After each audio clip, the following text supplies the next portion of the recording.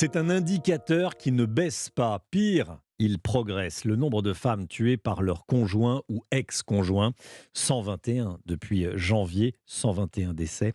D'après le collectif Nous Toutes, on sait déjà que ça sera plus que l'année dernière. Aujourd'hui, c'est la journée internationale contre les violences faites aux femmes. 1 milliard d'euros investis par l'État. C'est même la grande cause d'Emmanuel Macron.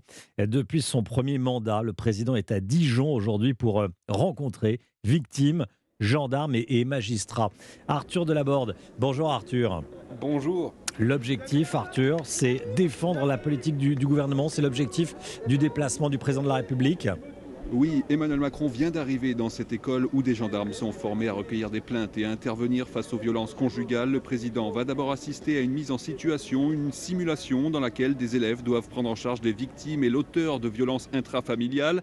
Au cours de ce déplacement tout à l'heure au tribunal judiciaire de Dijon, le chef de l'État va aussi échanger avec des magistrats, des travailleurs sociaux, mais aussi 2 femmes victimes de violences conjugales. L'occasion de défendre son bilan puisque l'égalité homme-femme a été érigée en grande cause de ces deux quinquennat. Une visite quelque peu parasitée par l'ouverture de 2 informations judiciaires portant sur le rôle des cabinets de conseil comme McKinsey dans les 2 campagnes d'Emmanuel Macron en 2017 et 2022.